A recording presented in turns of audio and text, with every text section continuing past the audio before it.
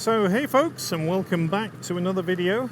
And on today's video we're actually out camping again, moto camping. We're on our way down to Fellview Park campsite, which is just on the edge of the Trough of Bowland in Lancashire.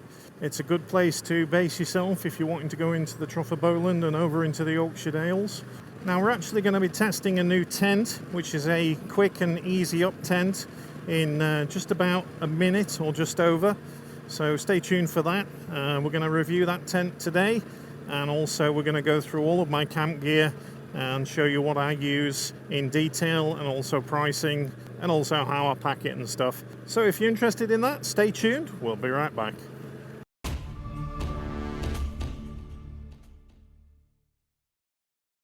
So we've arrived at Fellview Farm, and we're just going to set our tent up just now, the new tent, the Slumit Cub 2. But I just wanted to give you a look at the equipment and how it's set up on the motorcycle first of all.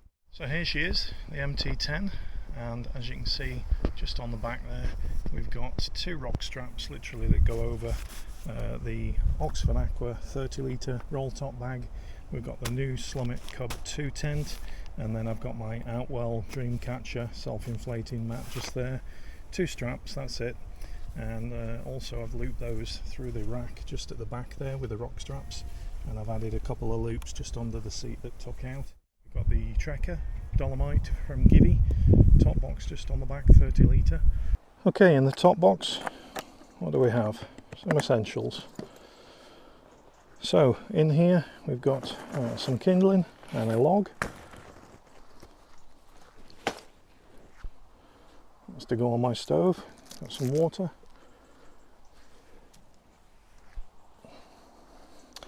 A toilet roll, which comes in essential if the toilets have run out, too many people using. Tonight I don't think I'll have an issue. And then we've got our cool bag, which has got all our food in for this evening. Stay tuned for that bit, we're going to have a cook up. I've got a jumper because it'll be a little bit colder later. But just looking in the back of the box, I've got the mesh in the top of the Givi Trekker box. I've got a travel towel, a microfiber towel. I've got a beanie, Moto UK beanie there for when it gets cold later. First aid kit, key for my disc lock, and then I've got a tyre repair kit just there, just in case when I'm touring.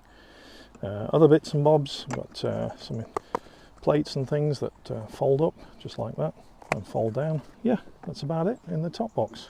And then we've got our tank bag again, the Givi system, which has just got my camera gear in.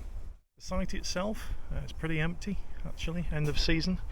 Really nice, as you can see the grass is really green, really lush, and not too many bare patches from tents and things. They do have electric hookup if you want it. I don't need it tonight. And just also over the back of that hedge there is a fishing lake with carp and things, and I think it's £5 actually to go and fish that lake. Okay, so let's get the new tent out, and also I'll show you how easy this is to pitch. Literally the tent will be up within a minute, and then all I have to do is just peg it. Okay, let's start the clock.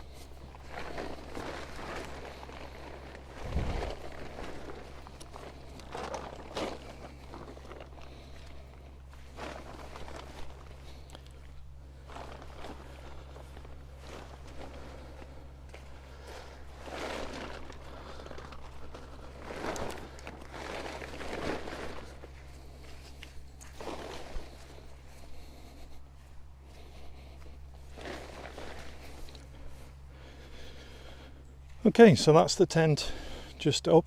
All I need to do now is peg it and put the guide ropes out. And there it is, one tent pitched.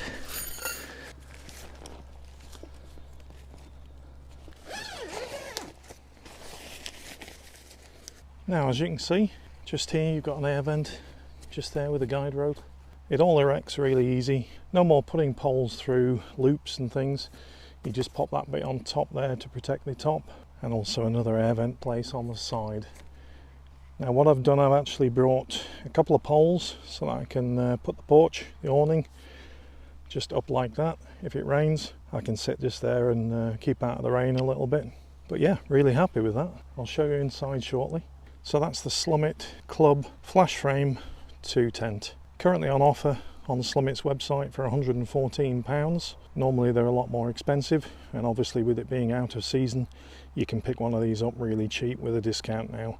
One thing I do like is that they've got the fly sheet on the inside as you close the door, where you can put your boots and a few bits and bobs. And also it says it's a 2-man tent. Personally, I like a bit of space inside the tent, so it's really a 1-man tent, and then you can put your helmet and all your camera gear or whatever you want inside the tent next to you. Okay, so what's in the bag? As I say, this is an Oxford Aqua 30-litre roll top bag, fully waterproof. And in here we have a Eurohike down 500 sleeping bag. This is rated down to -13 and up to 27 degrees, 1.18 kilogram. 3-season sleeping bag. Now I use this because it's warm in really cold weather, and I also use this in summer as well and just throw it off me if I get too warm, but it's better to be warm than cold. So that's the Eurohike down 500. So the other thing that you see me carrying for cooking is the jet boil system. I'll have a look at that in more detail for you. And then the camping pillar that I use is a Van Gogh self-inflating camping pillar, and I'll show you that once I unpack it. Some cooking utensils. In this black bag is my campfire that you saw on the last video if you watched it. I'll unpack that shortly. We've got my ultra light chair from OEX that you've seen in previous videos if you watch them. This is a great chair, packs down really small, and an essential item for camping.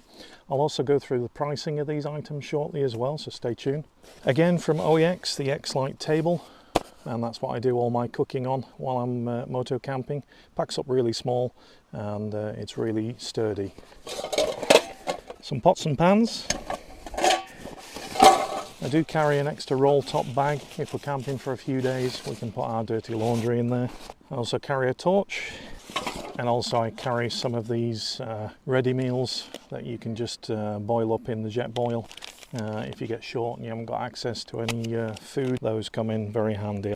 So that's pretty much everything in the Oxford bag. The sleeping mat that won't fit in there, I don't mind that. One of the things that I highly recommend when you go camping is be comfortable. So make sure you get the comfiest self-inflating sleeping mat you can. This is from Dreamcatcher. It's a 5cm self-inflating sleeping mat, but that's made by Outwell. Okay, so let's show you inside the tent. As you can see, I mentioned the ground sheet, which is always good. You can keep your boots and things outside. It does have a bathtub type ground sheet in the tent all the way around, so it keeps perfectly dry. Like I say, this is a 2-man tent, but you probably only want to sleep one person in here.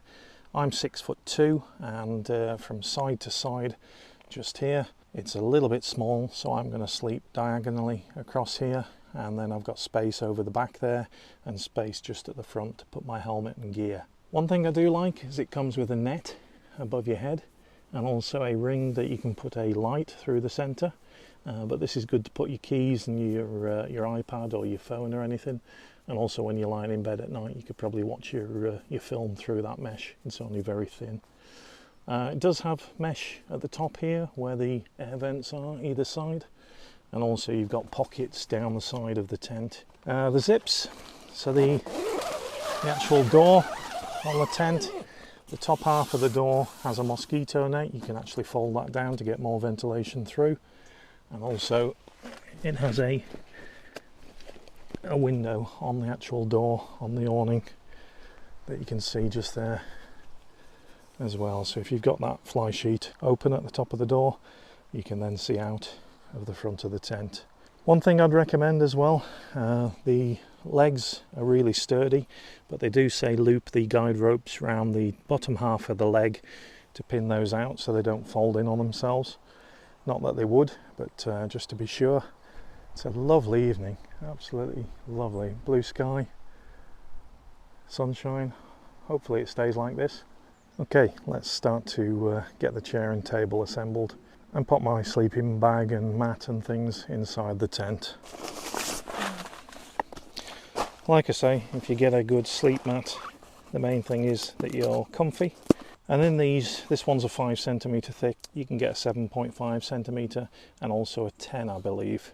But yeah, this one is very, very comfy, so I'm happy with this one. Okay, so I'll just leave it for a minute to self-inflate itself, and then we'll just give it a couple of puffs just to get fully inflated. And like I say, I'm going to put that crossways or thereabouts. The Van Gogh self-inflating pillow, I've used these for quite a while, as I have with the rest of the gear, so it's only my preferred choice, but it works quite well for me. And again, this is self-inflating, so I'm just going to leave that to inflate there. Sleeping bag, like I said, is a Euro Hike one. It's a down sleeping bag, so it keeps you extra warm. This is the down 500, and highly recommend that one. All of the equipment, by the way, most of it I bought from Go Outdoors, the retail outlets, and also you can pick up some really good bargains in winter. But so far I'm happy with the tent. I think this is a real bargain and so easy to pitch. If you were pitching this every day and taking it down, if you're on a motorbike holiday, this would be the perfect tent, I think. If it's not big enough for 2 of you, then there is a 3. I think it's called a Gobi or a Gobo. I'll pop a picture of it on the screen just now. And that is a true 3-man tent, or 2-man with space inside.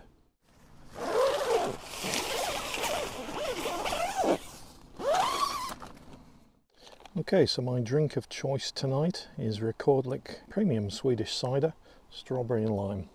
Cheers. Got some crispy pancetta, or it will be by the time I cook it. Got some dried pasta, we'll boil that up.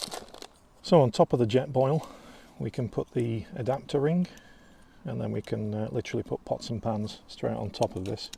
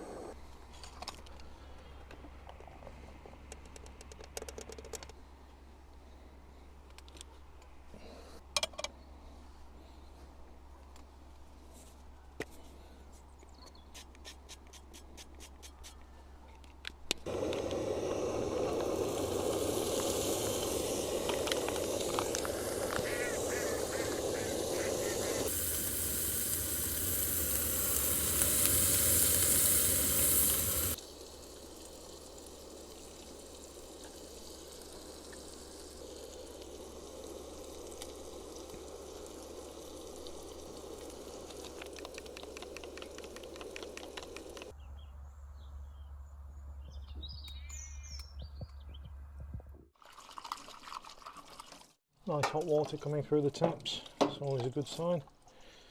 Means I can have a nice hot shower in the morning. Okay, let's have a little bit of a walk around and just show you a little bit around here. Got this lovely fishing lake just here. Hey sheep, probably going to follow me now, thinking I've got food for them. But yeah, absolutely lovely. Look at that. What a nice peaceful place to come camping. Absolutely beautiful. I'm glad the ducks are on that side and not on my side making a right racket. Now I'm not sure whether this is going to be my last camping trip of the season. Won't be if I can have anything to do about it. quite looking forward to the next adventure, and hopefully we get a bit of a sunset tonight. Hello sheep. New friend. Hello fella. You're gonna eat my camera, aren't you? Hey? So yeah, if you're in the Trough of Bowland or thinking about coming through to explore the Trough of Bowland, then I highly recommend coming to this site. Literally, it's on the doorstep. In the distance, I can just hear the M6. It's about a mile away. A little bit of a noise in the distance, but other than that, very peaceful. Got some ducks quacking in the background, and a lovely fishing lake if you're into that kind of thing.